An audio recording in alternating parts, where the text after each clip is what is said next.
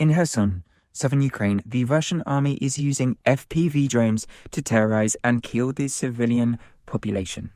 Drones are now not just being used in military operations, they're being used dropping bombs onto civilian cars or sent to chase civilians to death. On all of those remaining in the city of Kherson, and the residents have named it human safari.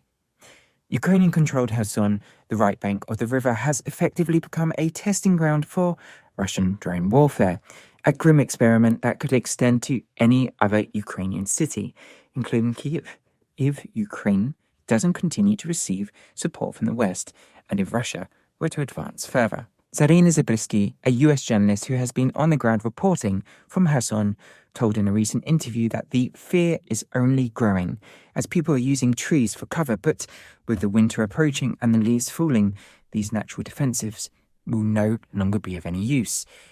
Where will we hide once the leaves are gone? It will be an open season on people. But the news of drone drops in Kherson have seen little coverage in Western media, and it's nothing new. To which Zabriskie tells most likely is due to psychological defense of publications, as something so heinous, something so vulnerable, is too hard for the West to currently comprehend. In a recent report named Human Safari on the Kyiv Independent, Zabriskie tells Russian drone attacks are likely designed to demoralize Ukrainians, leading to two key outcomes: mass evacuations that create grey zones along the Dnieper River, and pressure on the Ukrainian government to enter peace talks with the Kremlin.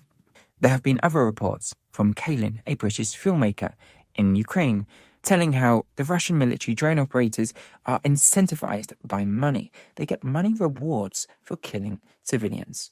The more high-profile the targets, though, such as police or officials, the bigger the reward. Tatiana Harkova, UCMC's head of international outreach, was recently in Kherson, and this is what she has to say about the current situation. Well, we visited Kherson just a couple of days ago, and the situation in the city is still very dangerous. Apart from artillery fire and missiles, there are a lot of drones which attack the city on a daily basis.